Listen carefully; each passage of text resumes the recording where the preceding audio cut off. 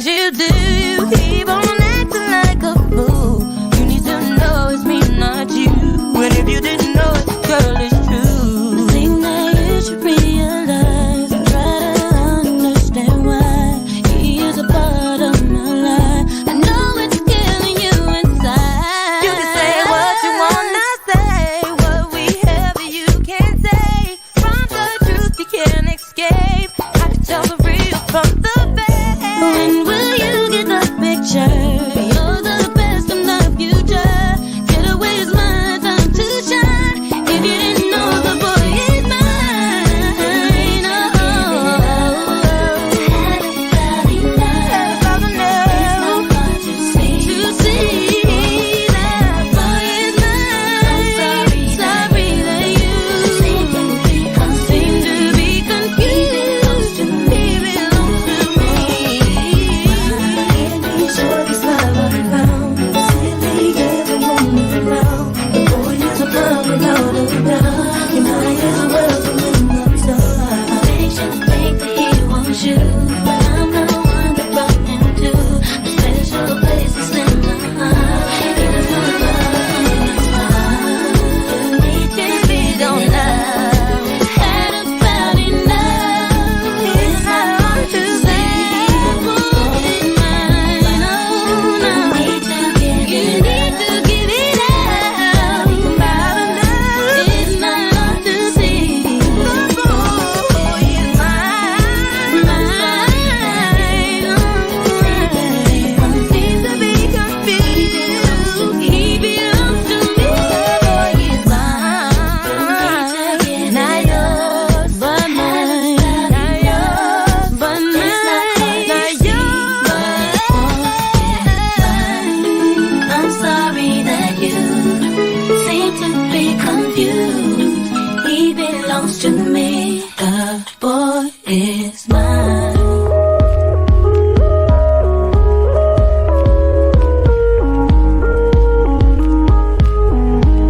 I can't help but wait.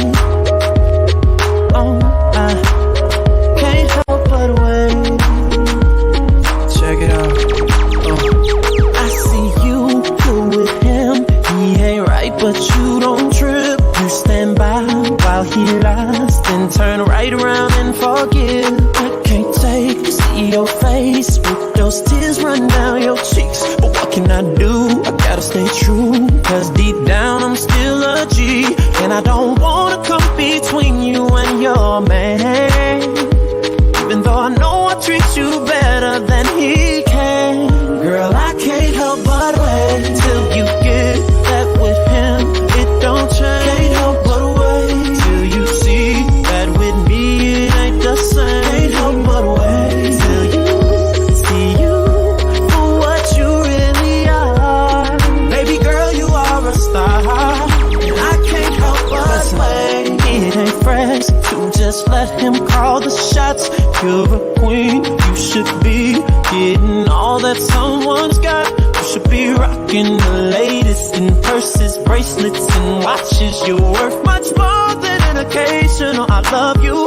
I'm thinking of you, and I don't wanna come between you and your man, no.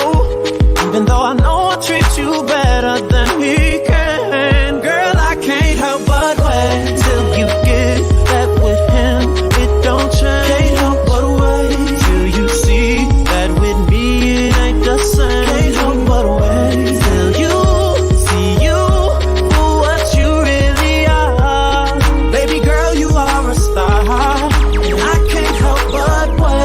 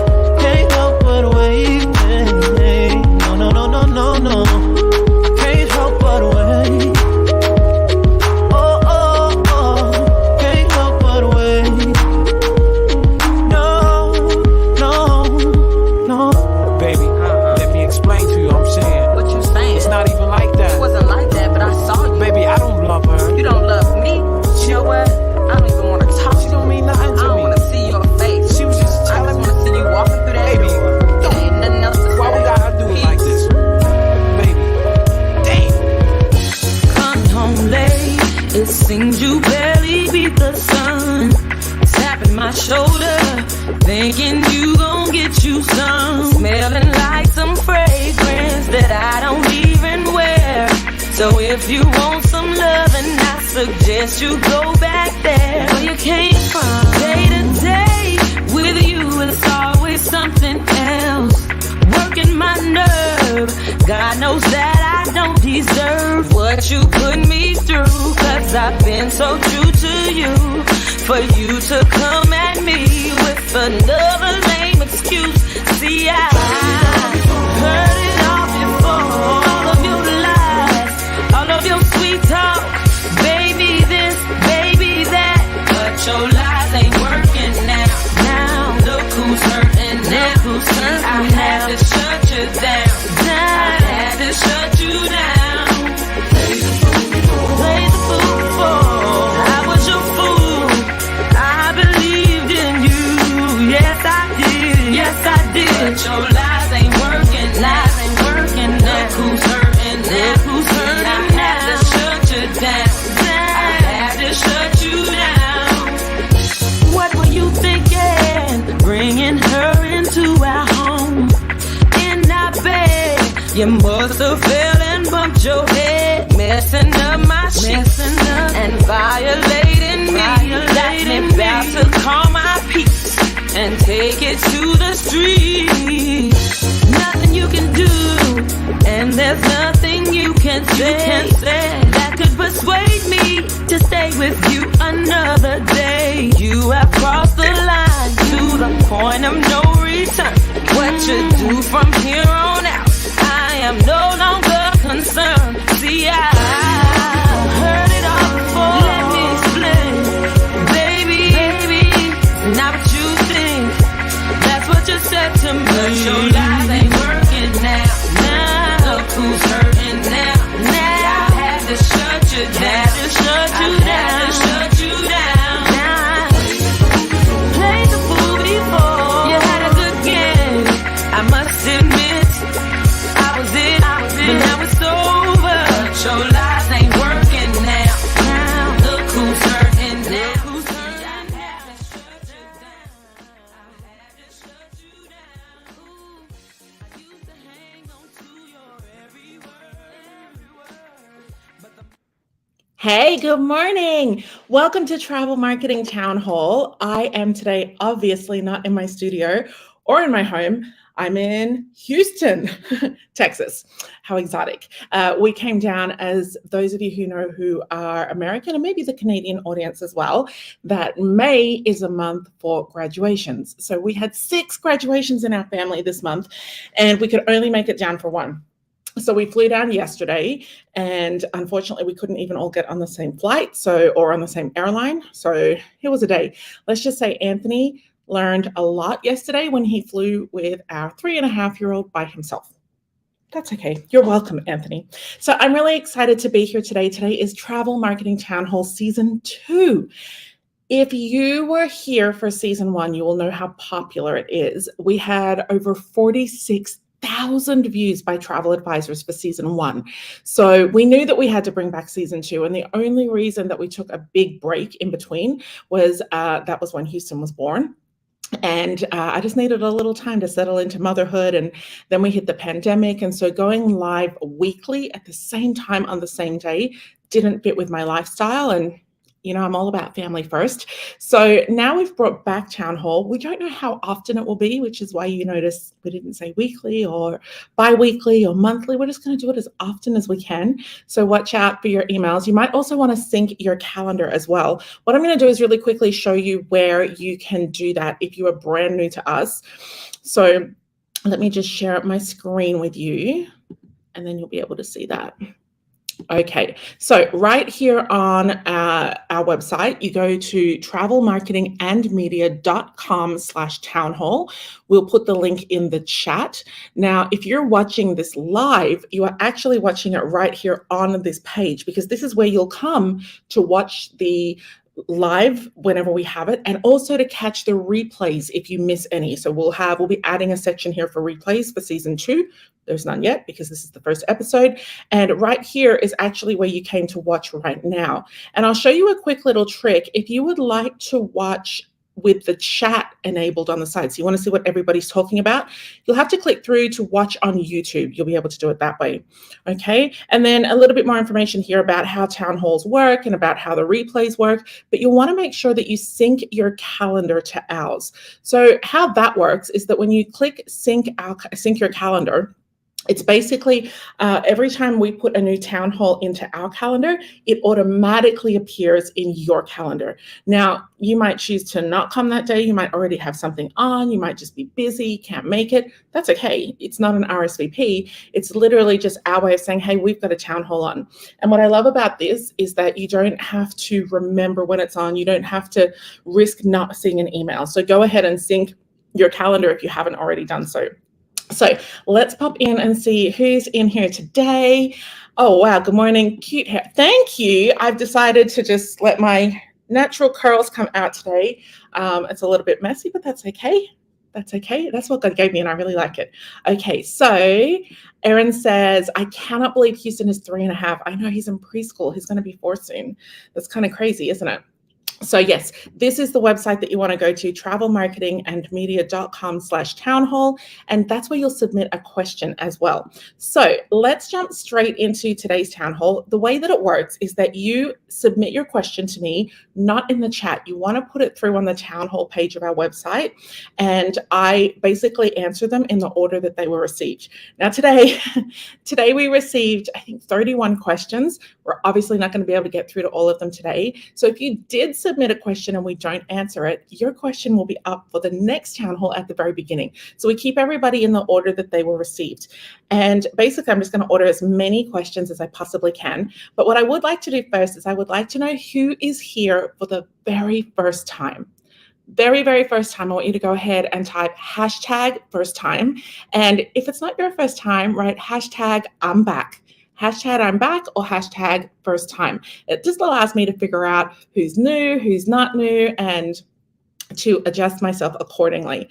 So I think we'll just jump straight in.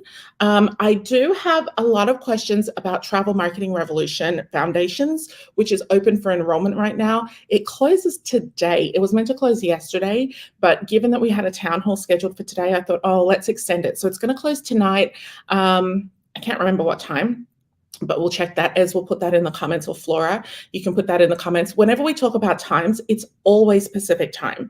And the reason for that is because that's where Travel Marketing and Media HQ is, Pacific time in Los Angeles. So if you're ever thinking, oh gosh, what time are her events? Always think of LA.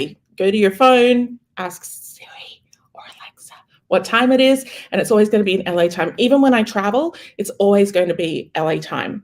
So I am going to be answering a lot of questions about Revolution today. That's not normal. It's just because we're in an enrollment week, and enrollment only happens twice a year. So if I don't answer them today, people are going to be a little bit upset if they don't get to enroll, because they'll have to wait until the end of this year. And I will tell you straight up before anybody asks, I don't know when at the end of the year. And I also don't know if it's going to be Foundations or it's going to be the full Travel Marketing Revolution. I have a feeling it's going to be the Foundations version, but I don't know. Okay, so let's jump straight in, and I'm going to put up the first question of the day. Let me make sure everybody can see me, hear me. Oh, welcome to all the first-time people as well. Very nice to see you. I'm putting some of your names up on the screen. I can't see all of you on here, but I'm getting there. First time, some people coming back as well. Nice to have you back. Oh, that's so great. Okay, fantastic. So let's jump into today's questions for Town Hall, May 26, 2023. And we're going to go with our very first question now. And that is, actually, let me turn off the banner at the bottom so that we don't see that. Okay, perfect. Okie dokie. So today's first question is, for a bilingual audience, so I actually know that this is Spanish and English, do I need separate funnels for each language? That's a great question. So these questions also, just know that we shortened them. We still put your question there, but we shortened them so that we could put them on the screen. I think that's a new enhancement to season 2 that we did not have in season 1, so that when you're watching, you'll always know what question I'm answering. So bilingual audience, yes, if you are lucky enough to speak multiple languages, which this person does, this person speaks Spanish and English, and you would like to offer your travel services in multiple languages, you will need to have two separate ways to attract your audience. So I would just say it this way. If you did not speak Japanese and there was a travel advisor or a service provider that you would love to work with, maybe a seamstress, because you want to get all these clothes hemmed and you want to get your curtains fixed, and there is a seamstress and she speaks Japanese and English, and she puts out her materials in Japanese and English. I just want you to think about, would you need to catch the English to know that you were in the right spot, assuming that you don't speak Japanese? Or if you saw Japanese, would you then go looking to see if that person also spoke English? Because when I see a language that I do not know, that I do not recognize, that I cannot speak, I don't go looking further to see if that person speaks my language. So what I would suggest to you is to do your attraction, the top of your funnel, in English for your English-speaking people and Spanish for your Spanish-speaking people, and make those separate. For example, if you're putting out social media ads, run your social media ads to an audience that is Spanish-speaking, and all of the social media platforms will let you narrow down and define and say, show this ad only to people who are Spanish speakers. And then, of course, you want your ad to be in Spanish. Then you'd want that lead magnet to be in Spanish as well. Same thing if you were offering them in English, you would split them out. Now, of course, you can duplicate them and translate them. That's no problem. But you absolutely want to have the attraction, the bait that goes out to hook everybody in the language that you want to serve them in. Here comes the problem, though, the middle of funnel. The middle of funnel, as many of you know, that's after someone's gone from being a stranger and they've turned into an email subscriber. You're going to be emailing out every week to share with your audience a piece of content. So it might be a podcast episode, it could be a video, it could be a live like this, it could be a blog or an article. And because you'll have something new every single week, you want to send a quick email to your audience saying, hey, come and check out this new podcast episode, or come and check out this new article or this new video that I've made. When you send that out, if you believe that your audience only, if you've got multilingual audience, you're going to have to send one email to the Spanish speakers saying, hey, I've got this new piece of content, and a different email to the English speakers saying, hey, I've got this different content. Another option for you there is to have the British flag or American flag and the Spanish flag at the top of the email, and then underneath it say scroll down for both languages, or just a button arrow down so that you don't have to write it in either language. So flag with an arrow pointing downwards. To me, that would indicate if I opened an email with Spanish in there, if I did not speak Spanish and I saw the American or British flag and an arrow underneath it, I would know to scroll down for English. The visuals cues are just great there.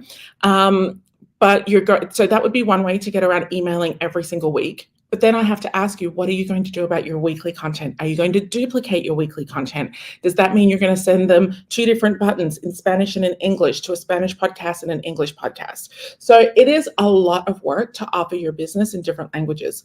I speak Spanish, as some of you know that, and I do not offer travel marketing and media services, products, coaching, courses, anything in Spanish. Not because I cannot, but because it's an enormous amount of work. It's the equivalent of doing everything twice. You literally have to touch everything twice. If you make a mistake, you have to fix it twice. If you put up something new on your website, you've got to do that twice. How would I run StreamYard, for example, the program that I'm using now to put up the questions and the captions? So really just think through how that's going to work for you. You might choose to hook everybody in with Spanish. And then I know that this particular person, she is Puerto Rican. So in Puerto Rico, they start learning English in kindergarten now. And so you might just hook everybody in Spanish and then say all of our materials that we send out weekly are in English. If you ever have any questions or you want to have your consultation or your planning in Spanish, we can offer that as well. The other thing that you can also do is just do full English and then have a little Spanish flag saying we speak Spanish. That's what you'll see a lot of like law firms and medical practices do around the city. Here in Texas, they have a lot of them. In LA, the same thing as well. All of the marketing will be in English, but then I'll say hablamos español on the bottom. So I hope that that helps you just there. Okay, next question is, how will you handle Canadian travel agents differently than you normally do business in the US? So I wasn't too sure about this question. What I'm assuming is that you're talking about Travel Marketing Revolution Foundations, about the course. So the course is the same for Americans and Canadians. It's the same for travel advisors all over the world, because what we're talking about in the course is getting a consistent stream of new clients. It means that we're fixing one problem, we're solving one issue, and that issue gets solved the same regardless of where in the world you live. Now, obviously, cultures differ, and advertising wording and imagery would be more attractive or less attractive in one country or the other. So what I'll do is I'll teach you the strategies. I'll teach you why you would do something. If you've trained with me before or taken a course with me before, and feel free to chime in if you've had this experience, you'll know that I always break down very clearly and in a lot of detail why we do things. So I think that's really a great point for Canadians who are joining the course. Here in America, we obviously do things a very certain way, but I'll be the first to say it's not always the best way or the right way, but we do it in a way that attracts an American consumer. But if I'm explaining to you the strategies and the tech and the reason why, I think that's where there, as a Canadian or a Brit or an Australian, that you would be able to look at it and say, okay, I understand why she's explaining that. I know why we're doing this. I'm going to tweak this just a little bit for Canadians. I wouldn't let this deter you from doing anything with us at all. And I'll give you a really good example. If you work with ultra luxury clients, like uber luxury, the ones who spend $50,000 to $100,000 per trip, you would alter some of the things that we do to suit your audience. If you worked with the LGBTQ, I always get those letters, I can't run them together so well, our gay and transgendered communities, you would alter some of the content that we have. You tweak it so that it resonates better with your audience. And I would say it's no different for the Canadians coming through the group. There's not a module in there that in the course that is not okay for Canadians. It's just about looking at it and understanding whether it's a different country, culture, or audience, different demographic, how you're going to adjust that. Okay, hope that helps. Next question. Do you send different weekly emails to clients who have booked versus leads only? Oh, I love this question. So the answer is no, you do not. So each week, if you're putting together a great piece of content, so like I said, a podcast, a video, an article, or a blog, the email is just an email saying, hey, this is a new piece of content we just put out. So a good example of that is we have a new podcast episode coming out today. I think it's going to come out today, which means that we will send an email this afternoon letting everybody know that this podcast episode is out. And we'll send it out. It will have been published probably this morning, I would say, or anytime in the next hour or so. There are people who would have found it and listened to it already. We're just going to send it out to everybody, okay? Because there's no reason not to. If somebody's already listened to it, they're just going to say, oh, I already listened to that. And I'll tell you why you would do this with your business as well. Say, for example, this week you're sending out an email about cooking classes in Jamaica, and why when you go to Jamaica, doing a cooking class is an absolute must, because it's actually more spice and seasoning centric, which is something that you can incorporate into your cooking back home. It's a really, really easy way. It's not as complex as buying, like making tagine or something that you learn in Morocco, that you've got to have special little clay oven and all the things. Like Jamaican cooking really comes down to the seasoning and the spices. So you're really learning seasoning techniques. So you might do your whole article this week saying, when you go to Jamaica on vacation, one of my favorite things to do is to send clients who love food to do a cooking class so that they can learn how Jamaicans season their food, which means that not only will you have a great activity, tons of fun, you'll eat lots of food, but also when you get home, you'll be able to replicate some of that great seasoning across other dishes, not just Jamaican dishes. So the question is then, do you send this email? Do you exclude people who have already been to Jamaica, or do you not? And that's why I'm saying put everybody in there, because it's just like Netflix, honestly. It's really like Netflix. Things don't disappear from my screen after I've already watched them, right? In fact, if I've already seen them and I'm standing with someone or talking to somebody, or even a conversation a few hours later, I'm likely to say, hey, did you catch such and such on Netflix? I remember there was a season of a show, like a mini series that I watched, and it was called From Scratch. And it was beautiful. If you haven't seen it on Netflix, it's a trigger warning. It's a tearjerker. You will cry for sure. I cried across an entire flight. I looked up and Anthony was like eyes, tears, everything. And he wasn't watching it because he didn't have earphones in. And I was like, what are you crying about? He said, I've been watching your screen. I didn't even have captions on. That's how sad it was, but it was beautifully shot in Italy. And so that show, I've already seen it, but it keeps coming up on my Netflix screen when I put the TV on.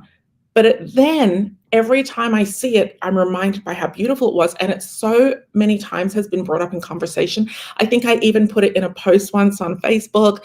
I had Leah reach out from our community and say, oh my gosh, I just watched this. I can't remember who. Oh, she posted on her page, I just watched this. I can't remember who suggested it to me, but thank you.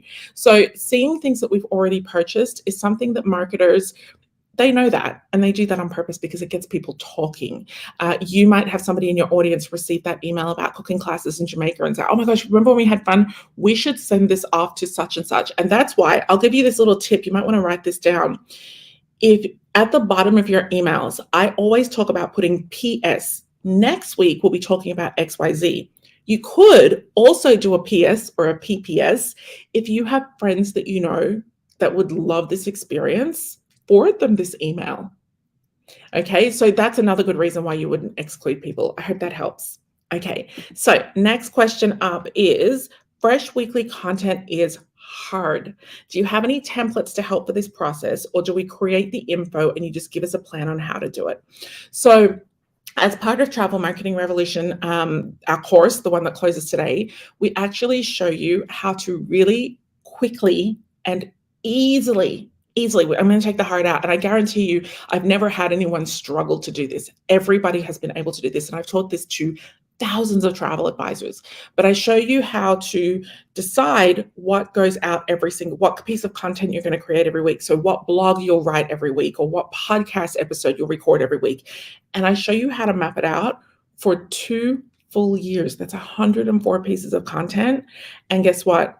Every single person that I have ever taught this to, especially we just did this in San Juan in a live coaching session, and we had a group of amazing travel advisors in the room, and we timed them, and all of them were able to do, I think, 6 months in 15 minutes. 12 minutes was the longest that anybody took to do 6 months.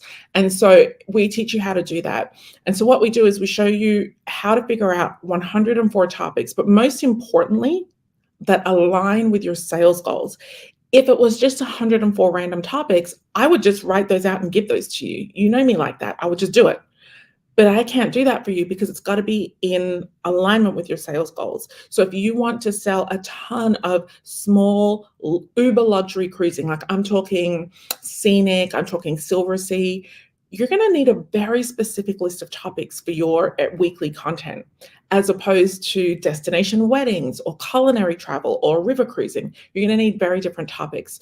So there's not, unfortunately, a template that I can give you or a list that I can give you of topics. Now, when it comes to actually creating the content itself, that's actually really easy as well when you see each topic. So for example, in the course, we talk about how to come up with this list, and you'll look at the list, and one of the things on the list will be visiting the Anne Frank house in Amsterdam. And we'll have gotten to that through this really cool formula that we use, and you will have written that. So if you want to sell river cruises go to Amsterdam. It's one of the places you can start and stop your cruise. You list out the experiences you can have in Amsterdam. There's a full formula and template for that. And then you'll say, okay, what's one of the experiences that I can have? One might be seeing the tulips in tulip season between March and May. Another one might be visiting the Anne Frank house. So say, for example, we chose visiting the Anne Frank house as next week's piece of content. And you were sitting down this week and you were going to do your podcast episode, write a blog or an article, or make a video about Anne Frank house. You go, do your research if you haven't done it before, read about it, read some reviews about it, have a look at the Anne Frank house website. If you have questions, jump on the chat with them, figure out everything that you want to talk about. But basically know that you're explaining, when you're in Amsterdam, this is a really great experience to have, and this is what you can expect from it. You can expect that you have to buy your tickets in advance.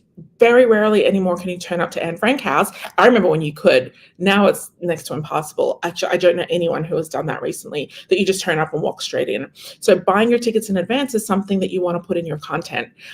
If you can book those tickets in advance, you might put in brackets something we can do for you. How long you'll need there to visit. Is it mobility accessible for everybody? How much time should they allow when they're there? What's the average cost of a visit there? So it's up to €25 a person or €40 per person. Do they have family tickets? Is it something that's suitable for people of all ages? And what they can expect to get out of the day. What are the kind of outcomes, so to speak, from the day? You can expect to really step back in history and have a true understanding of what Anne Frank and her family went through, or what people like her families went through, what it would have been like in that period of time, which gives you a real window into the country's history and their history. And so those are the kinds of things that you'll want to write or put into your weekly content. The email that you send to everybody, like the one we're going to send you this afternoon saying, hey, new podcast is out. That email doesn't have the whole article or blog or everything in it. It just says, hey, everybody, today we released a new podcast episode all about visiting the Anne Frank House in Amsterdam.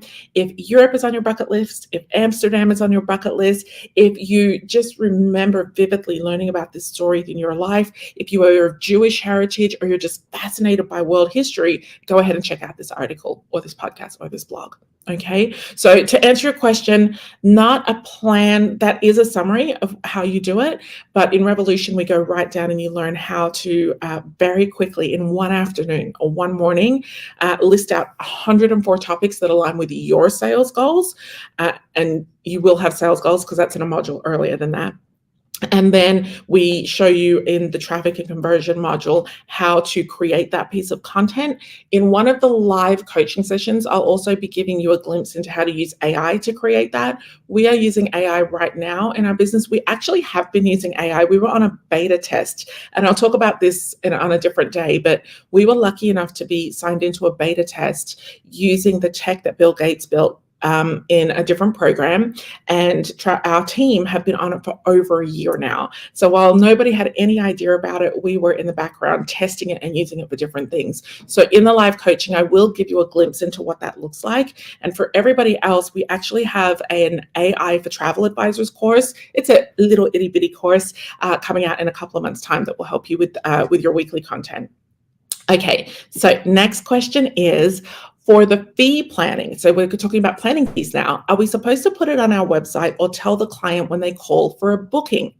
That's a great question. So what I would like to do now, firstly, is to tell you that there's no right or wrong answer. I want you in the chat. I do this sometimes when I want everybody to kind of weigh in with their different things. I want to put in the chat right here. I want you to let everybody know, if you are charging planning fees, where is the first time that somebody will know that you're charging fees? Is it on your website? Is it on your website? Is it something that you'll say in your planning conversation? Is it everywhere? Is it in your social media, on your website? Is it something that you don't say right up until it's time for you to start working? So let me know in the chat, when is it that you bring up planning fees? Now, also what I would like to know, at what stage when you are a consumer, so you're buying something, would you like to know about fees? And I'm going to tell you why. I'm curious for you to approach it with this frame of mind. Last weekend, I was in Napa Valley, California, and without husband and without toddler. You guys, I slept in my own bed by myself. Nobody watched me pee. Nobody watched me take a shower. Nobody talked to me for 5 hours about clouds.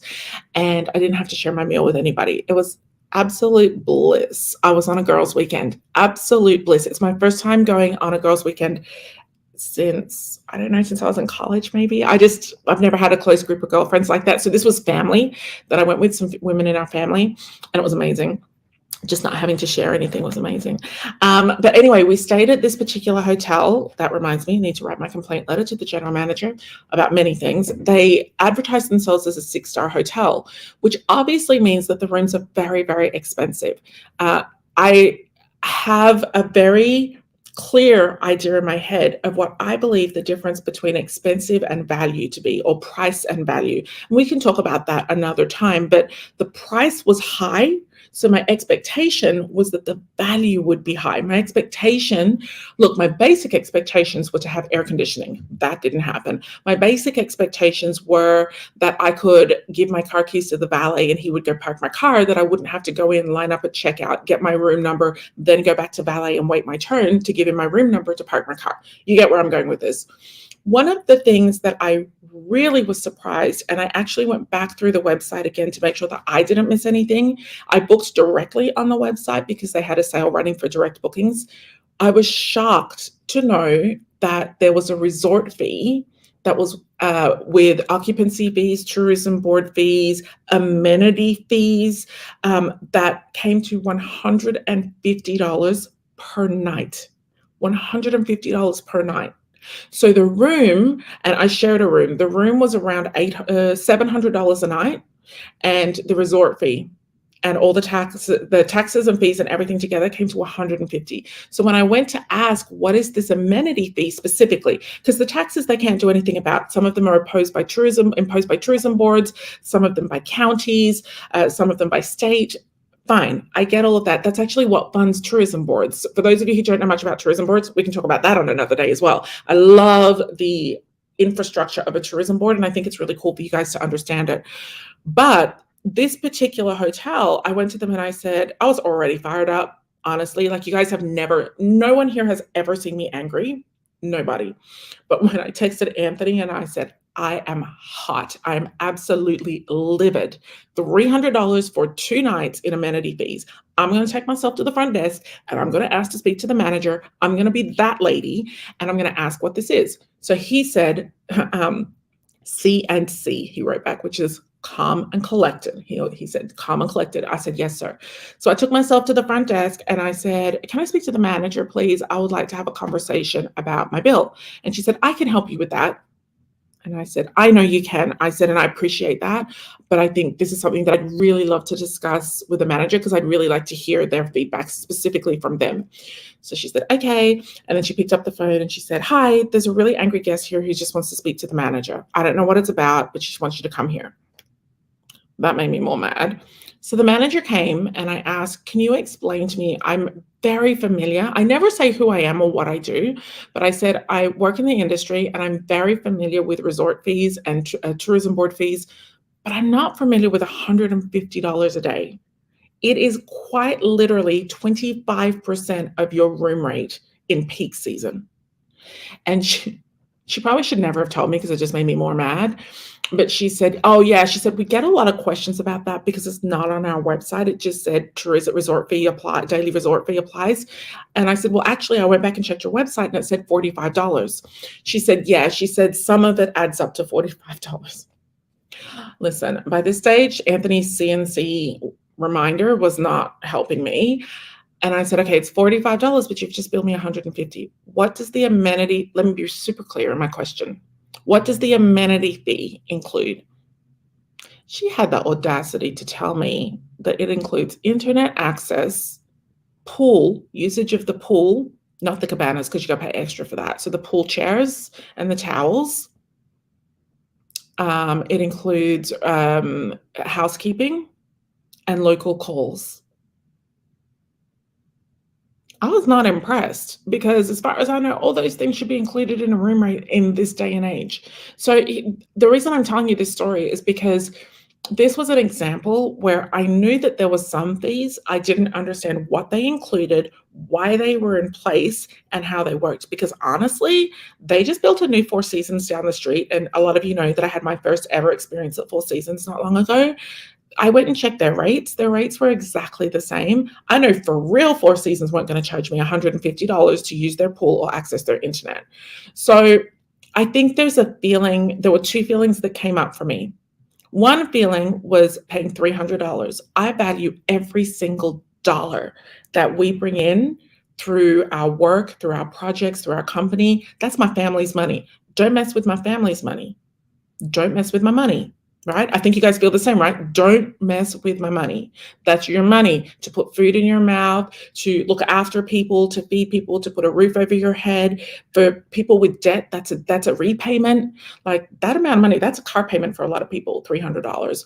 So that was one thing I was upset about. But you know what the other feeling was? The other feeling felt like, you'll think I'm so stupid or so dumb that I wasn't going to challenge this, or that I wasn't going to notice, or that you could just tell me it was one way, but then suddenly tell me it was something else when I'm at the point that I'm in the situation and I can't get out.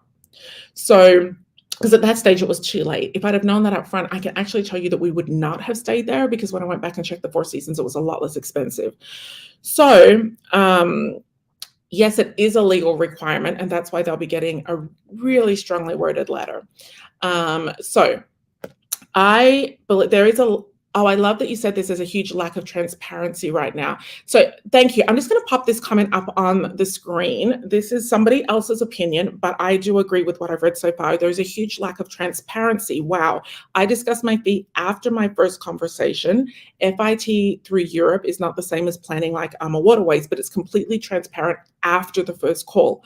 So I think that there's going to be different. I think we all agree transparency is 100% what we need.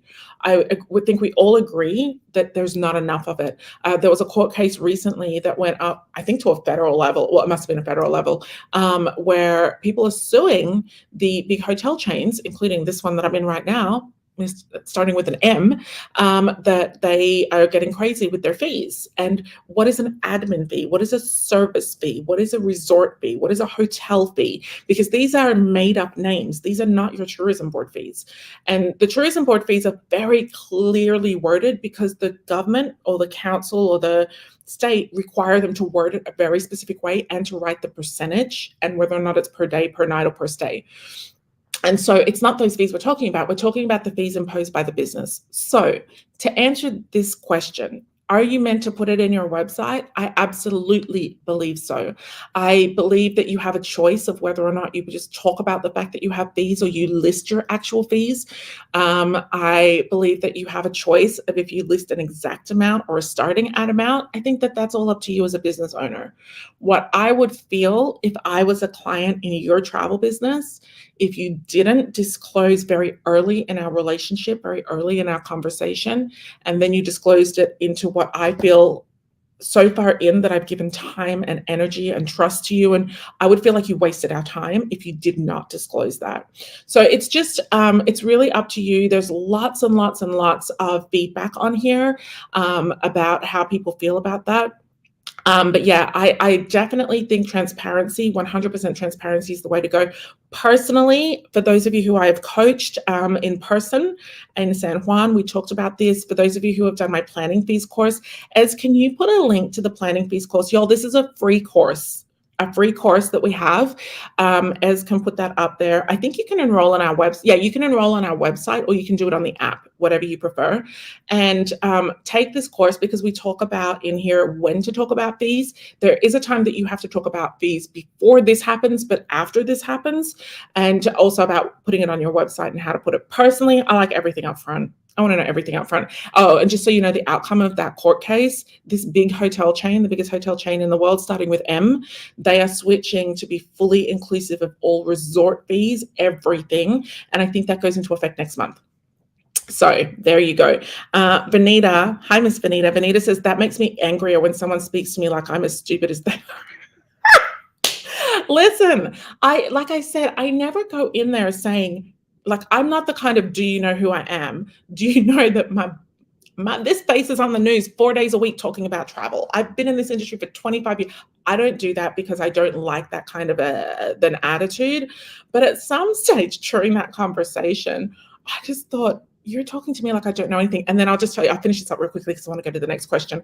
Somebody on the couch who was drinking coffee said, ma'am. And I thought, oh, don't ma'am me. I'm so mad right now. And I looked over with a bit of a stank face, and she said, not you, the manager. Ma'am, do you know who this lady is? And I said, oh, no. She said, she's a travel contributor on the news. You're probably going to be on the news. She's not going to be, but I thought that was really interesting. Okay, so next question. Oh, somebody said here, I think it would be great if you did a session on tourism boards. I hope other advisors concur. Listen, if I don't, just go ahead and submit a question. How do tourism boards work? Can you explain to us how they impact us as a travel advisor? I'd love to answer that question. Kat says, I'm the same way. I want to know everything from the start so I can make an informed decision. Listen, I actually don't care about paying fees if I feel like they're valuable to me. This is the difference between price and value. Okay, next question is, can you let me know in the chat, is it helpful having the questions on screen? It takes a really long time to shorten your questions down to less than 200 characters, but if you find it's helpful, we're happy to do that for you. Okay, next, what software do you recommend for email marketing? Does it contain text workflows and a ringless phone? You mentioned 3 choices very quickly when you were speaking, and I didn't catch the names. Okay, so Ez is going to go, or Flora, can you pop the Smart Tools link in the page, in the chat, please? We have on our website a page. Actually, I'm just going to pull it up. I'm going to share my screen with you. This is why I love Townhall. One of my favorite things about Townhall is that we can show you things on the screen, which is super cool. Okay, so right now we're on the Townhall page where we were. Scroll all the way to the bottom of our website and you'll find what we call the footer. It's kind of like the utility drawer. Some people call it a junk drawer in their house. I call it a utility drawer. I don't think you'll be surprised to know that our drawer in our house is perfectly organized with little baskets and labels. But when I was growing up, it was the trash drawer. It was where if you stuck your hand in, you'd probably get it cut by a box knife looking for a paper clip. So anyway, down in our utility drawer of our website, we have right here under the Explore menu, something that says Smart Tools. So when you open Smart Tools, it tells you here that these are the tools that we have personally used in our business. You'll never find a tool here that we have not used ourselves. We don't believe in that. We only want to teach you what you know. Okay, so one thing that I don't know that everybody knows is that you can click and sort by stage of your business. So if you need the basic smart tools, there we go. If you need the basic smart tools and resources to start your business, then we suggest these ones right here. Okay, if you need tools to scale your business, these are the ones. And if you're already profitable and you need smart tools and resources to skyrocket, really start putting in some heavy lifting automation in there, then these are the tools. Some of the tools will appear in all 3 lists, like the Boutique Lawyer. We love that tool. She appears in all 3 lists, but definitely have a look in here. You're going to find email marketing in here. There's one that we recommend right here, Canva. There's another one here, ConvertKit. And then these are in alpha order, so they're not by preference. And this one, MailerLite. Read the description, and then also I want to disclose that we do earn affiliate commission for a small handful of these. So when you use our link, we do earn a commission sometimes, or a referral fee. But in here we write what we like about it. Now back to your question, you got me a little bit stumped. So if you're here, let me know. I don't really know what you mean by text workflows and ringless phone. Ringless phone, I feel like that's like an internet phone where people just leave a voicemail or something like that. So go to those 3 and then jump into their knowledge base and search for those 2 things that you're looking for, and it will tell you if they have them. We might be talking about the same things, but just using a different word. So I hope that that helps you there. Okay, next question is, how do I find my niche when I like all-inclusive and cruises? I saw this question last night because I read over all these questions last night, and I saw this question last night and I thought, oh, I love this. So this is an example of why you want to participate in Townhall and why you want to sign up for coaching programs that we have. And we have a big coaching program launching later this year, actually. It's not for startup. It's not for people who are still trying to figure out their business. You literally have to be a certain level of profitable, because it's like advanced tactics and next level. We've been asked for a long time now, when are you going to start? You know, for those of us who've been following you for like 6 years, we're already doing everything you say. We're already profitable. What next? So we have this program coming out called Coaching and Performance. It's going to be tough love, because we get right into the numbers and data of your business. And I'm not just talking sales data. I'm talking traffic and conversion and all these kinds of things. But anyway, one of the things that came up was about niches.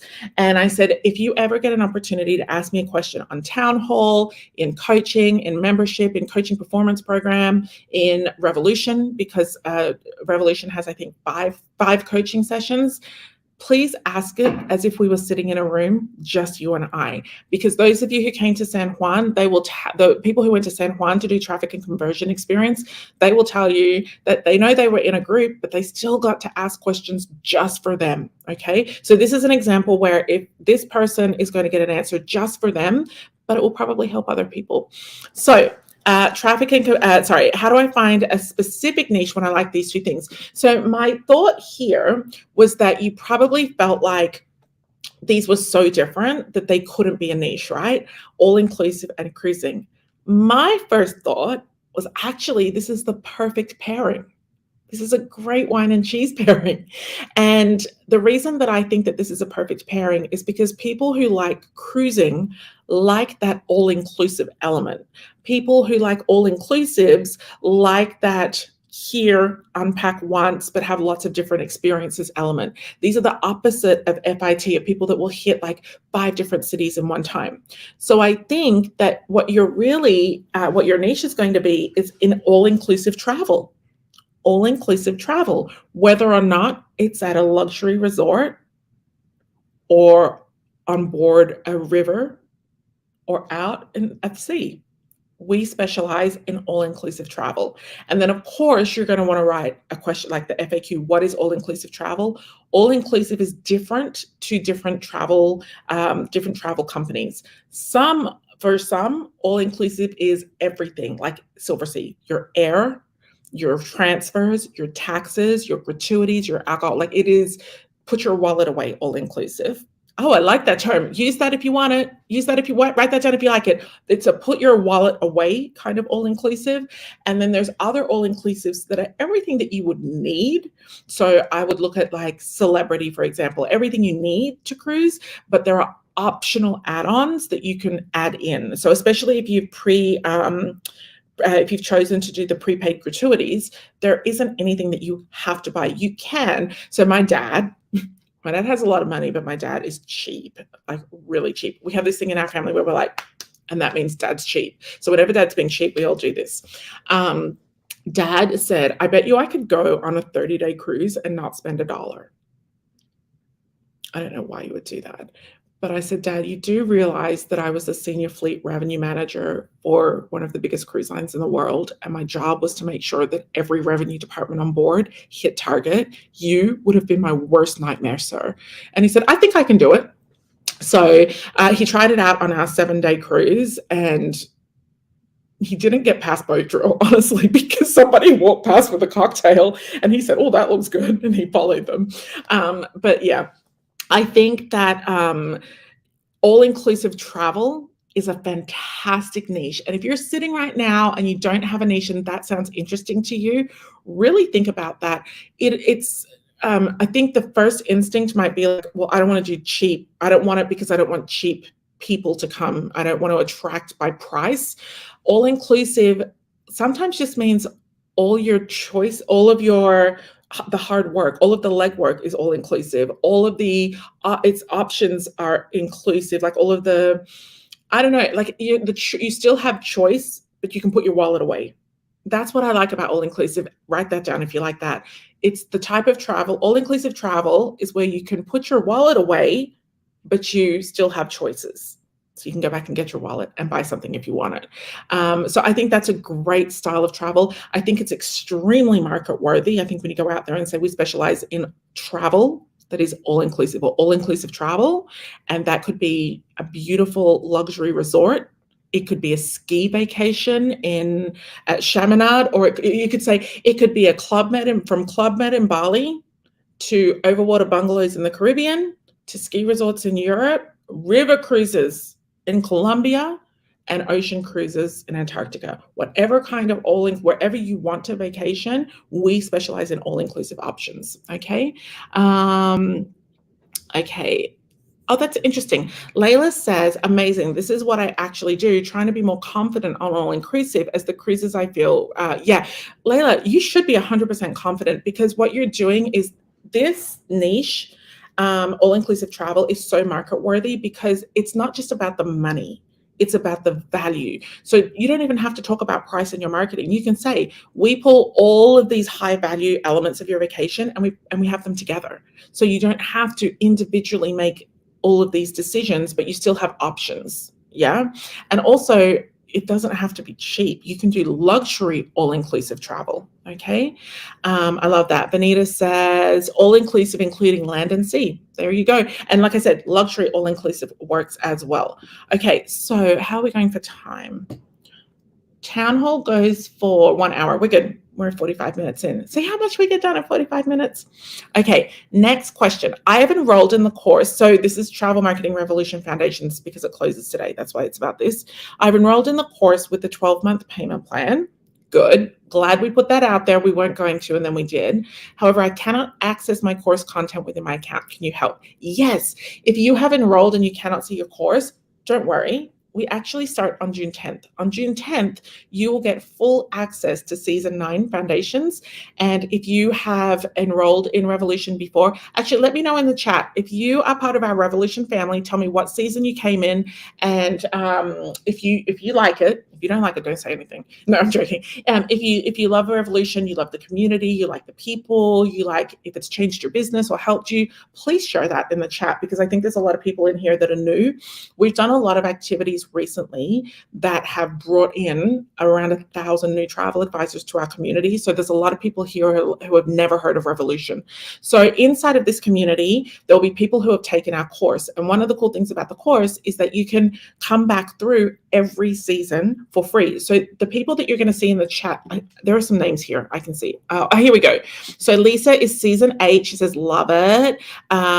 Season 9 for the first time. Welcome. Anna's season 2. Anna has been with us. Anna, I feel like you've been with us since day one. I literally, if it's not day one, it's going to be at the very beginning. Anna's one of our VIPs. She's one of our OG VIPs, we call her. Who else is in here? Lynn says, I joined in season 1. Lynn, thank you for being with us for so long.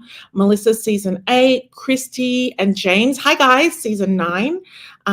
Season 5, very good.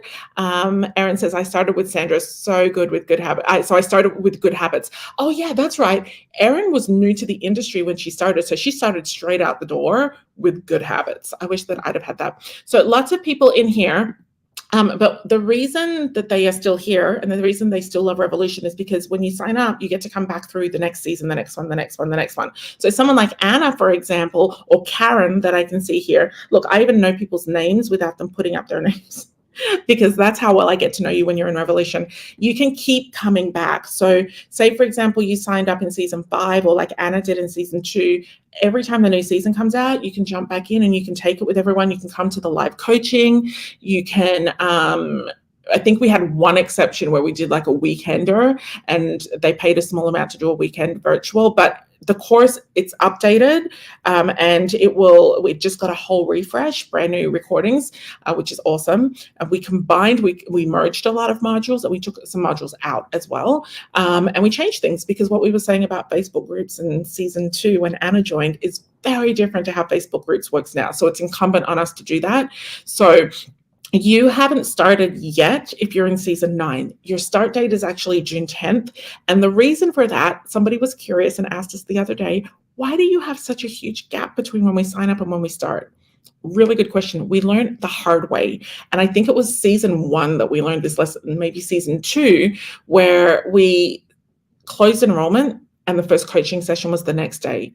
Nightmare. We'll never make that mistake ever again. What we do now is we have 1 to 2 weeks between, in which time we make sure that every single person can access their dashboard. Every single person knows where to go to join an accountability pod. That's what will happen in the first week of June. You'll find out how to sign up for a pod. It's kind of like college, the first week of college where it's got all the clubs and you get to walk around and be like, oh, I want to be in this club and that club. So we'll show you how to sign up for pods. There are pods that are still in play today. I can't even, Vanita, I think you're in a pod that's been around for a long time. Some of the pods have met each other in person, and I'm not allowed to tell you which pod because they told me that I'm not, and I respect that. I didn't agree, but I respect it, and so I'll follow it. There's a pod where two people are in a very serious relationship. They're dating, and they have been for a year now. Shotgun on naming the first Revolution baby, but they just laughed at me and told me to mind my business. Brenda says, love TMR. I came on board in 5 and I still meet with my accountability group. She says she's still with her pod and she came on in season 5 and we're now up to season 10. Kim says, I love that. I didn't know that you can keep coming back. That's amazing. Yes, Kim, every season. So we're about to start season 10. I'm going to be hiring new advisors in the next year and be recommending for them you for coaching. Awesome.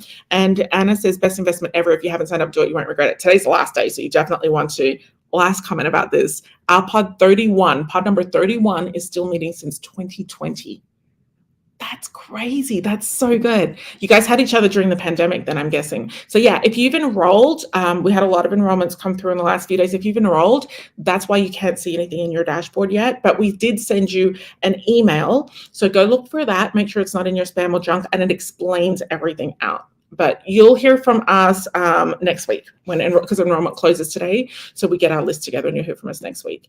Okay, my nose is itchy. I don't know what that is. Is this new skincare maybe? I've been trying to keep my skin looking good, so I've been switching out my skincare. Okay, next question. Do you provide us with templates for the email during the nurturing funnel, promoting the lead magnet templates, and landing page templates?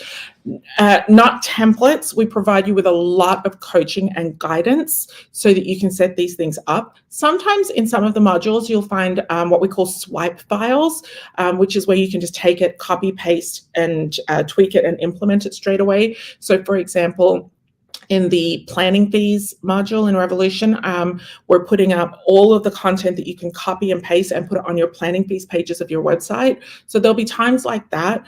The reason I can do it for times like that is because it's easy for me to do it for everyone and then you just tweak it a little bit.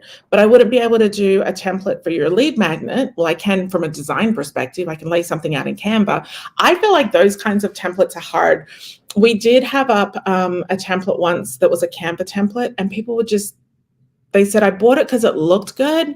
And then when I got it and I opened it, my brain stopped working because I knew what I had to do, but it didn't come naturally to me.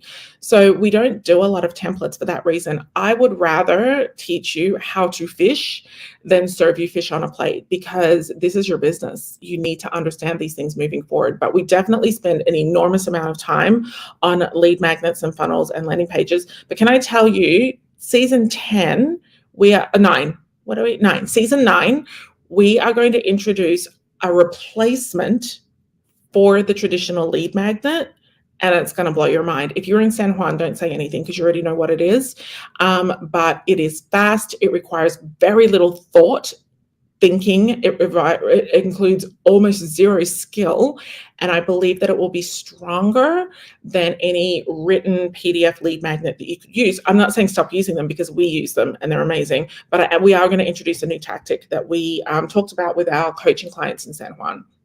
Okay, next question. Time is such a problem. I have no lead magnets and desperately need help. Who can I hire to set up my lead magnet project? I'm in some kind of ways about hiring people to do your lead magnet because and for those of you who don't know, a lead magnet is a piece of content or something that you give to people for free in exchange for their email address. You sign up for them all the time. Like, yesterday there was something, if I signed up, I got 60% off in their Memorial Day sale. Well, I'm really mad because I spent $600 at that store 3 months ago, but that's fine. I know to wait till Memorial Day from now on. They're doing 60% off, but to get the 60% off, you have to sign up for their email address. That's a lead magnet because they're growing their email list. They're growing their list of leads by putting something out there that magnetizes people to the business. Now in travel, we're not going to do this. We're not going to waive planning fees. We're not going to do discounts because if we do that, we're getting price-centric shoppers, but we can put out great information that people will say, oh my gosh, I really need that. I'm going to sign up for that. We can do quizzes, we can do audio recordings, we can do videos, anything like that. It just has to be super relevant and super powerful that your audience will look at it and say, oh my gosh, I need this. You know, an example would be if you do destination weddings or romance travel, you could say these are the top 50 destinations for lovers to vacation in for 2023 and 2024. People want that. I would download that because I would put my email in to see that, because Anthony and I want to take a lot more romantic getaways. We're already pretty good, but we want to take a lot more, because now that Houston is potty trained and he's in preschool and he can do overnights and all the things, we feel like we could just get away for 2 nights and do some really nice short ones. So, oh gosh, if my travel advisor, she does romance travel, but if she had a lead magnet that was 50 places that spark love, 50 places that perfect for a lover's 50 destinations perfect for a lover's getaway in 2023 and 2024. I put the years on there, I would, because then you're going to feel that it's time sensitive. Like, oh, why now? Why should I go there now? Honestly, I'd probably end up booking a vacation right away from it. So we don't, I wouldn't recommend that you hire somebody to come up with your lead magnet. You have to do that as a business owner. You have got to do that because it's got to be relevant to your sales goals. It's got to be relevant to your business goals. Because here's the thing, if someone who does river cruises puts out that lead magnet, 50 places for lovers to vacation in the next 24 months, I'm going to be really mad when I start getting annoyed, not mad. I'm going to be annoyed. I only give madness to some people. I'm going to be really annoyed when I start getting weekly content from you that's all about why I should take a river cruise, because it wasn't what your lead magnet was. Whereas if you brought me in with that lead magnet, next week I want to get an email saying what's amazing in Turks and Caicos this year, or that there's new overwater bungalows in Jamaica. You don't have to go to the Maldives to it. I can organize that. Here are 3 reasons why you want to stay in an overwater bungalow at least once in your life. You're not giving supplier information. You're not sending people somewhere to book. You're just showing off your expertise. It's kind of like a show off email every week. Look what I know. So for that reason, because your lead magnet needs to align with your content that you're going to be producing all the time. And listen, for those of you, let me know in the chat if this is you. If you have ever in your business thought to yourself, I wish that I could do more content. I wish that I could do more content. I just don't have the skill or the time, or I overthink it. I wish I could put out a blog every 3 days. I wish I could do a podcast episode every week. If you are that person, let me know in the chat, because like I said, we've been working with AI now at Travel Marketing and Media for over a year. I think our team's been beta testing for this company, and this company now has something like 17 million users or something like that. But we were in the first 100 or 200 to be on the beta test. We were in there testing when it said beta right across the homepage, like every element of it was in beta. But if that's you, if you've always had that feeling like, I wish that I could put out more content, and it's okay to be that person, because I'm that person in my other brand. So I have another business. It's not really a business, but it is, because it makes money. I have another business, which is sandramclemore.com, and it's my TV side. So it's where I get paid for TV work, TV appearances, brand endorsements. I had a brand endorsement with Hilton in January. I can't believe it. I'm like, you can get Paris. Why would you get me? But anyway, I felt really special. So I got paid by Hilton to fly to a really beautiful destination and stay in a brand new all-inclusive luxury resort and do some work for them, do some television work. And I remember asking the woman who booked me from the PR agency, I said, why did you choose me and how did you find me? She said, Hilton requested you. And I said, that's not possible, because I've stayed at a Hilton 3 nights in the last 3 years. And I'm Marriott girl. Like I'm about to get my ambassador level Marriott. That's pretty impressive. Last night they sent me this. For those of you who don't know, and I'm not really much of a wine drinker, they sent me a bottle of wine and a fruit plate for Houston, which was super cute because I had his name on it, and a card saying, we're cheering you on, you're almost an ambassador. So I'd never stayed at a Hilton, which was my story. And they came to me, and I was just so curious to know. And the reason I wanted to know, it wasn't ego. I wanted to know because if I'm doing something right, I want to keep doing that. However you found me, let me know, because I'll keep doing that, because then I can attract more people. Like, they paid really well. And then I can stop doing the rubbish that doesn't work. And so I was really curious how they found me. And I never did find out, but I feel like they just saw me on TV probably. I don't know. I never did find out. But what I do know is that they told me that the person at Hilton who reached out to the PR company who said, can you find out if Sandra McLemore is available? They had already gone to my website and they had already gone to my Instagram. Now, when I found out that they went to my website, I was mortified. My website just got a makeover and it's stunning. I absolutely love it. As you can put the link in for sandramclemore.com so they can see it later after this session. But one of the things that I want to put in there is I want to put a lot of articles showing off what I know, so that producers, TV producers, they already know me and they book me, but so that brands like Hilton can say, oh my gosh, she's really cool. Or Marriott can say, oh, we'd love to have her work with something on us. It's the same as you. The more content you put out, the more people are going to say, wow, Lindsay, you're great. Look how knowledgeable Lindsay is. Lindsay just put it up and said, that's me for sure. I would love to. I feel like I run out of time or other things that take precedence. Listen, that's all of us. I can tell you now, though, that it was only in the last 3 weeks that I have ramped up my article writing for my blogs for that website. And there's only 2 on there now, but I have about 16.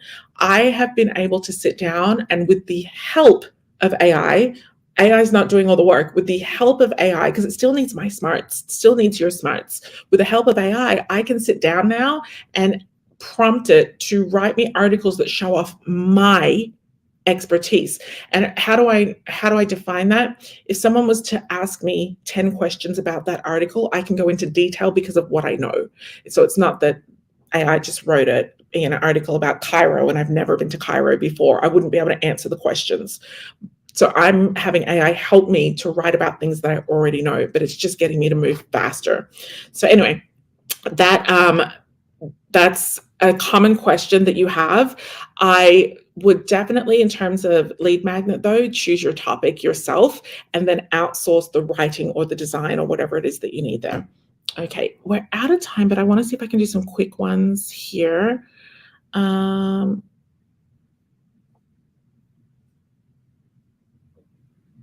Okay, let me do this one. And this one. When I saw this one, I was a little panicked. Okay, I'm going to do this one first. I'm going to do 2 more. I'm just going to take you 10 minutes over. Is that okay? If you have to go now, go. That's fine. Okay.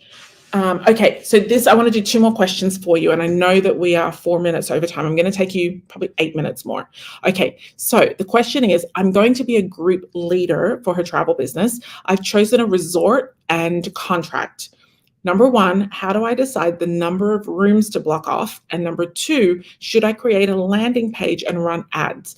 My target is high school athletes and families. Okay, when I saw this question, I panicked a little bit. And I think that my fear came, because I don't know your situation.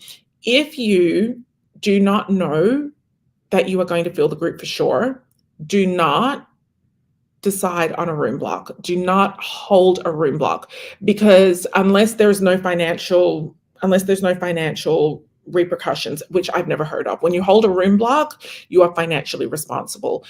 When we got married, we had 64 people stay at the hotel, and we had to do a room block. And I remember getting the contract through, and I said to Anthony, we have to pay this particular amount. And it was $11,000, which we were so broke back then.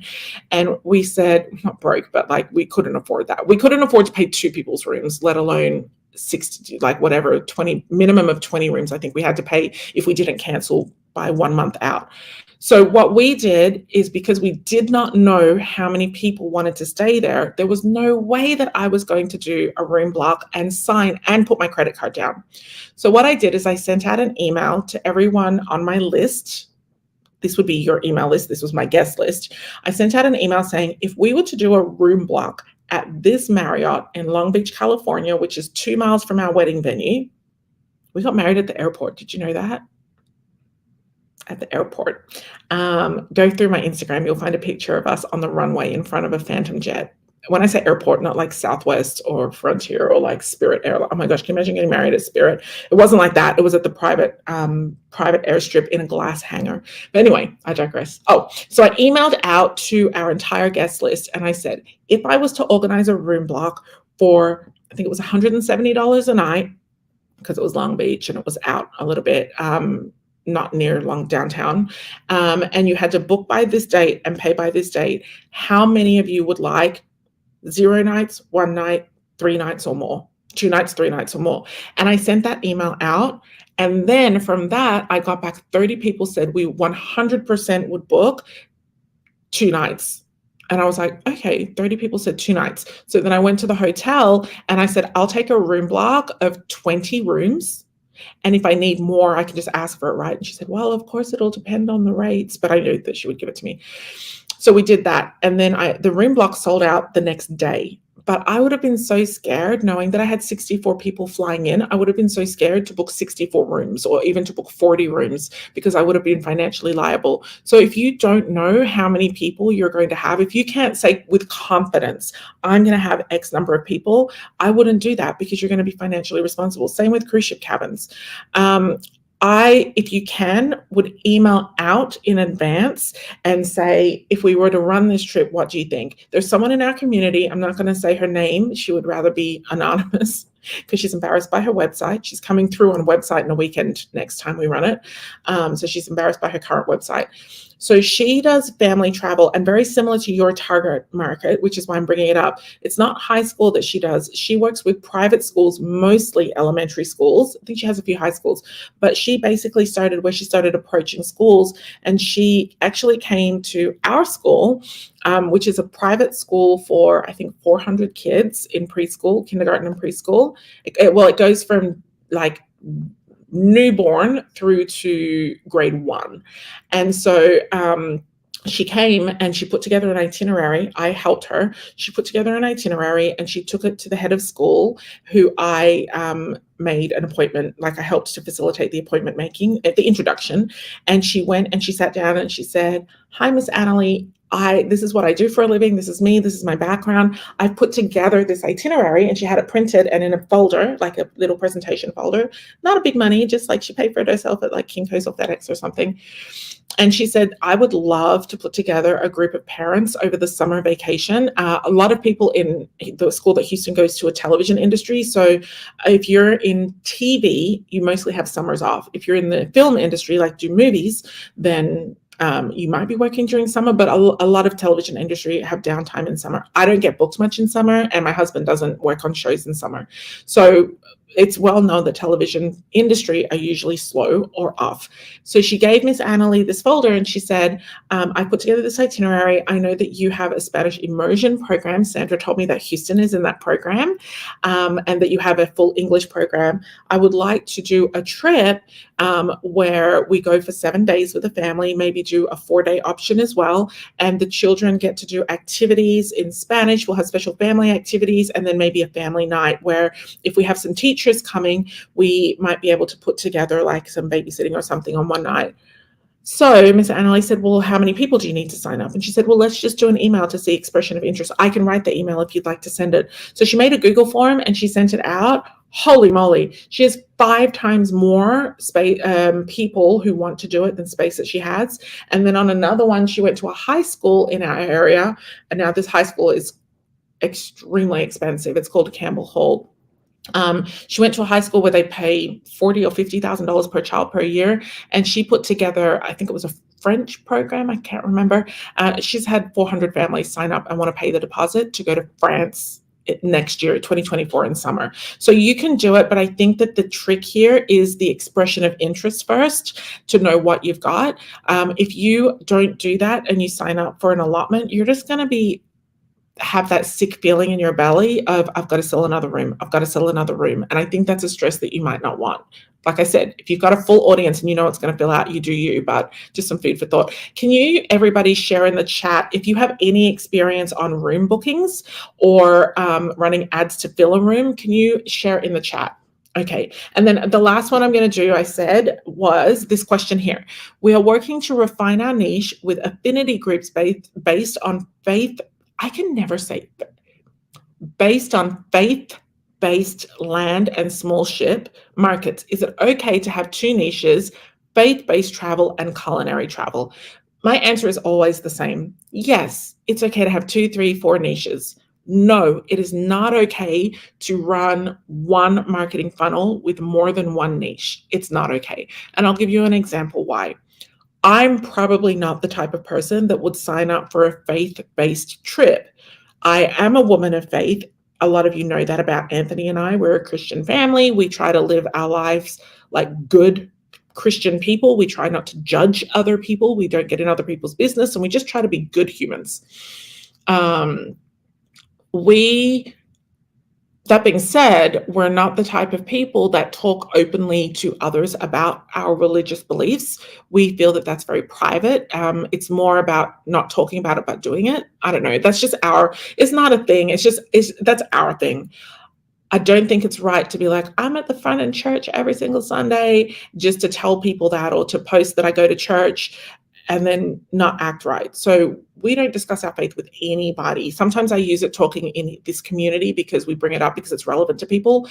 But for the most part, I don't think that I remember when Anthony's dad found out that we were going to church, and it was only because he called and Anthony said, oh, we're stopping at brunch. I was still pregnant at the time. He said, we're stopping at brunch. Sandra's hungry again and needs to pee again. And his dad said, where are y'all coming from at 9:00 in the morning? And he said, oh, we went to the 8:00 service. And he said, what, IHOP? 8:00 IHOP service? We said, no, 8:00 church service. And he didn't know. So my point is, we are a faith-based couple and family, and we don't talk about our faith. We absolutely would never travel with people of faith if that was all they had in common in the group, because there would be various degrees of how much people would put out into the group, and we would just want to have that in common with people, not make it 100% of the focus of people talking about it, if that makes sense. That being said, culinary travel, I'm here for that. I will talk about food, eat food, look at food, cook food, buy food with anybody who is into food. So if I came across a piece of your marketing or on your website and it's all about a Christian tour or a Jewish tour or something like that, I'm going to say to myself, that's not for me. It's super dope, but it's not for me. And I probably would click away. If you lead with the culinary travel and then you go to your church and you say, hey, can we put this in the church newsletter? Can I advertise? And they're like, yeah, here for $50, you can put this in the church newsletter. And then you have people clicking through to your website and it's all like Eat, Pray, Love through Italy, about eating as much pizza as you can, eat your way through Italy. That will attract some people, but I think they will have been looking for what you said you were going to put out there. So yes, my friend, you can have two niches, but you have got to separate out all the marketing, all the sales, all the everything. You don't need to have two websites, but your landing page needs to mention both, and then you have a niche page for each. Okay, so I hope that has helped. If this is your first, if this is your very, very first, and separate social media. Absolutely. If I click through to your social media and you're talking about a pilgrimage or a Camino in Spain even, I'm probably just going to click off. And like I said, it's not even, and that's someone who is of faith is going to click off, because that's not the kind of travel that I want to do. And same way, if I was looking for a tour to understand Jewish heritage and history and all I see is pizza, that's probably not going to help me either. So you do have to, when I say separate marketing, that's separate lead magnets, separate email lists, separate weekly content, separate social media. From a marketing perspective, I'll just say this, it's like running two different businesses. It really is.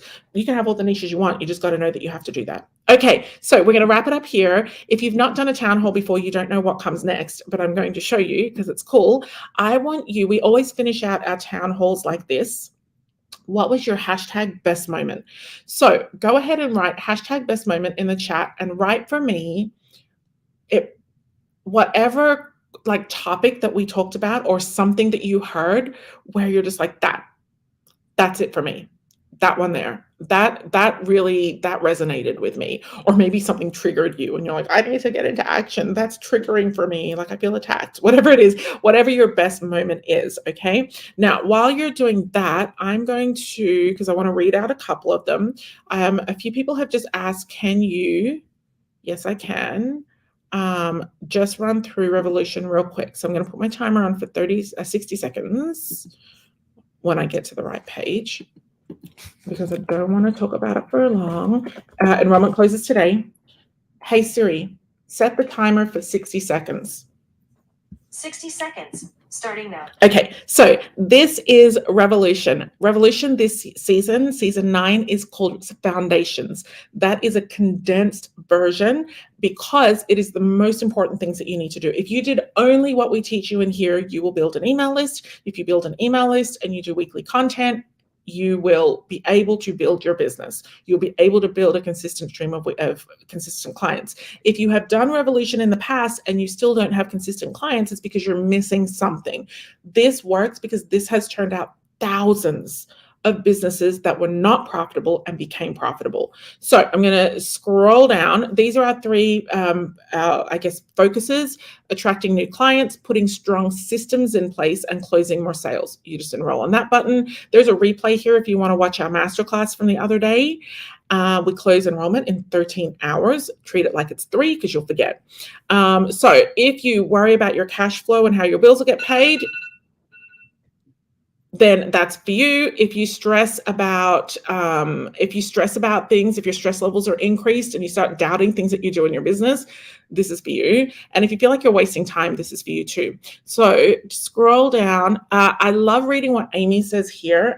Read through this. Amy talks about why she hesitated at doing this course, because not everybody is like straight in yes. Amy was really unsure, specifically because of the cost, but this is how she figured it out, and this is what happened to her. But here, look in here, click on these, and you'll get to see exactly what we're going to work on. For people who were in previous seasons, the modules look a little bit different. There was never a planning fees module. There is now. There was never a traffic and conversion module. There is now. And yeah, we've just changed a few things out. There's 3 awesome videos here to watch. That's my travel advisor on the right, Matt. I adore Matt and I adore Nancy. We got to cruise with these people. And then there's an FAQ. Read this FAQ. If you have any questions at all, then read what Ilham said. If you have any questions at all, then I want you to click on this button right down here on the bottom and then type your question in here. We are online until enrollments close. We will be online halfway until enrollments close, but send us an email. We're not extending enrollment. So that is everything. Okay, let me stop. I'm going to sign out by sharing some of the favorites.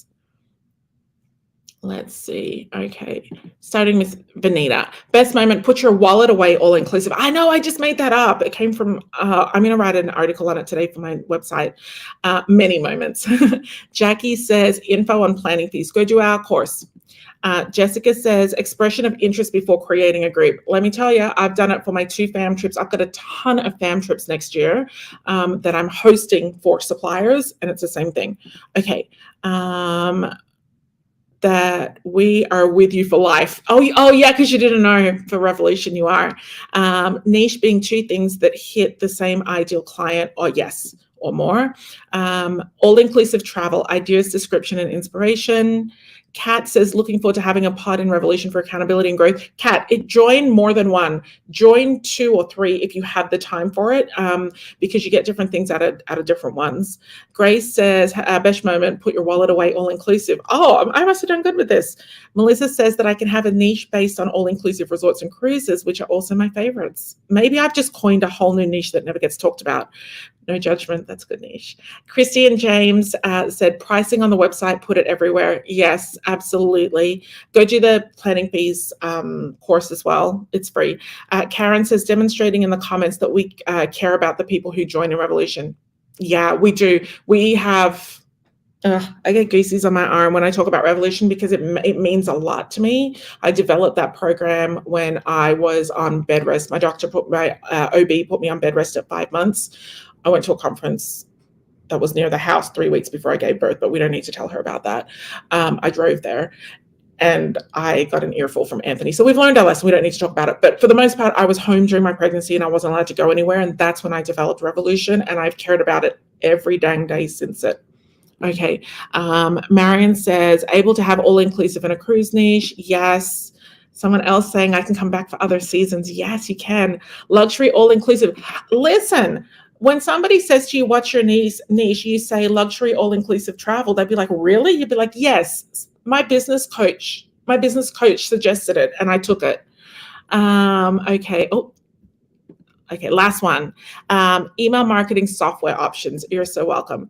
Guys, I've had the best time with you. This is what Travel Marketing Town Hall is. We're going to do them as often as we can. It's not like season one. I can't promise every week at the same day, but I'm just going to be as consistent as I can. You now know how good it is. So come by, drop by, and just think about it. If Town Hall is this helpful, imagine how helpful our travel marketing revolution is. Imagine how helpful website in a weekend is. Imagine how helpful the coaching and performance program is going to be. So we always give as much as we can when we come here. We thank you for your time. I am going to go now and have a coffee because Anthony and Houston went to the mall. Anthony probably needs a lifeline thrown out right now. And I think we're going to the Houston Museum today. There's like a museum where we can take our Houston to the Houston Museum. If you have any suggestions on things to see and do in Houston that do not involve humidity, I'm here for it. But we've got things to fill in this afternoon. Much, much love to all of you. You're very, very special to me. Thank you for supporting my business, because behind this business are team members and my little family. So, bye for now. See you all next time. Go enroll.